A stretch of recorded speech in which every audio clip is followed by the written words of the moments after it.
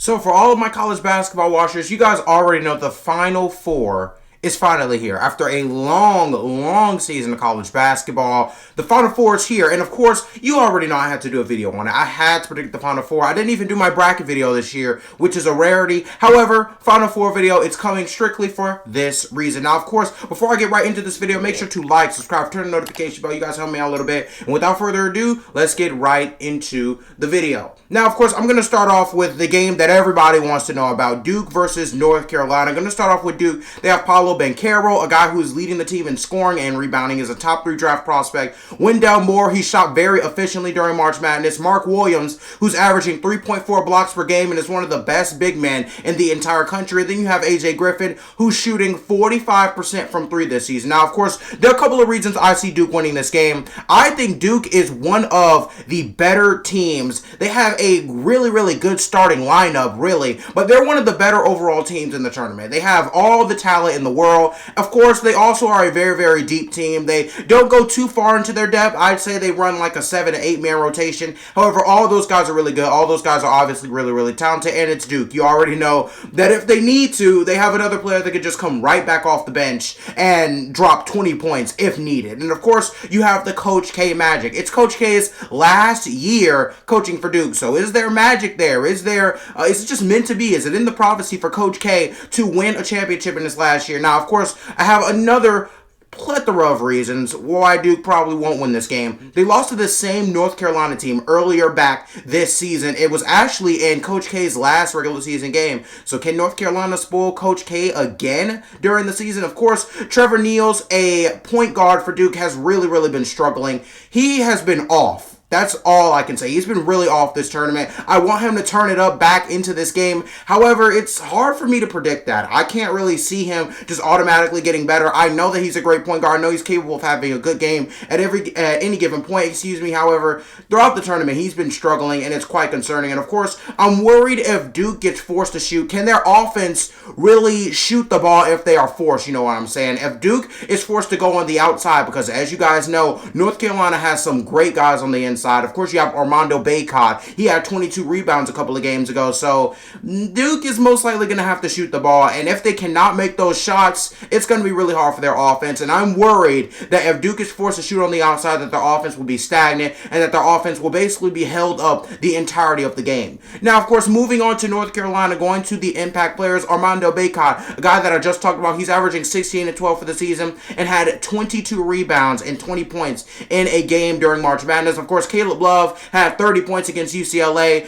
Brady Manick, he is one of the better players on this team during March Madness. He's averaging nearly 20 points. He's really stepped up. And of course, RJ Davis in the Sweet 16 had 30. Now, North Carolina have a plethora of reasons why they should and should not win this game. Now, of course, I'm going to start with the reasons why they would win this game. The Stars are stepping up at the right time. Caleb Love had 30 points a couple of games ago. RJ Davis had 30 in the Sweet 16. Armando Bacot has put up a 22 rebound game. All these guys are stars on this North Carolina team, and they're all stepping up at the right time. They already beat Duke earlier this season, so that's definitely going to play a factor. Of course, you have the mental factor of the game. Duke is going to go into this game knowing that this team has enough talent to beat us. They can beat us, and if we can force them to if we can force Duke to shoot from the outside, I think that North Carolina has a great chance. Of course, the underdog seems to have an advantage this tournament. As you guys know, Duke is the 2 seed, and North Carolina is all the way down at the 8 seed. It seems like the underdogs have really been winning this tournament. Do you guys see what St. Peter's did? They made it to the Sweet 16,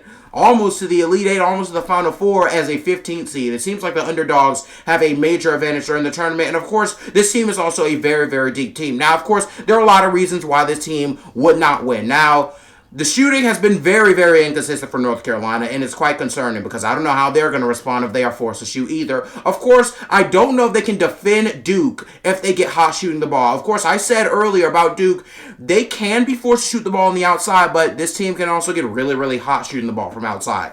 If Duke is on their P's and Q's, I don't think there's any team in March Madness left that can guard them. In North Carolina, they just have to hope that Duke is not hitting their shots today. It's as simple as that. And they also have a first-year head coach. While this is not a super supreme disadvantage, I definitely think coaching and I think experience plays a huge factor in the tournament. I think it plays a huge factor. Of course, being in the big moments, being in the moments where you have to make split decisions on whether your team's going to win or lose. I don't know if the head coach for UNC is ready for that moment yet. He is a first-year head coach, so not quite a disadvantage, but something worth taking note of. Of course, going to my score prediction, I think Duke is going to win in a very, very close game, 67-65.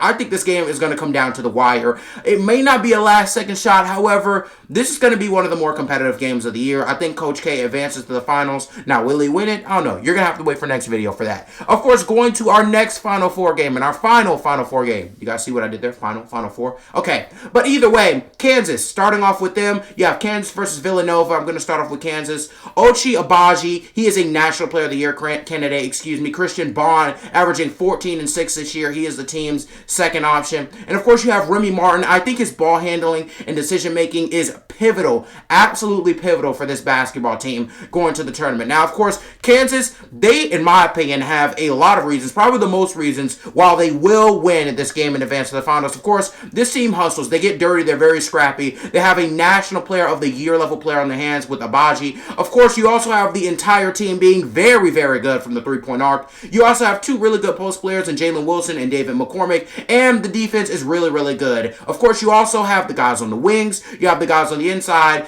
Kansas is a supreme defensive team. Now, of course, while they will not win, I only have two reasons why I think Kansas would not win this game. I'm worried about how deep this team is. I don't think Kansas is a very, very deep team. I don't like their depth. I think they do run maybe a 7-8 man rotation, but those guys haven't been very, very impactful during the tournament lately, so I'm really worried about the depth of this team. And they also have a tendency to play at a very, very slow pace, and I know while that's more of a complaint, less than a weakness, that is something worth knowing. I think later in games, especially when you can use an up-tempo, where you can use a change in momentum, I think Kansas really struggles with that, and that is definitely something that I want to take note of. Kansas, just in case, if they can't change the momentum, if they can't flip the momentum, if they cannot run fast, run to the goal, get to the rim, then I don't think they have a huge chance at winning this game. Now, of course, going to the next team, we have Villanova.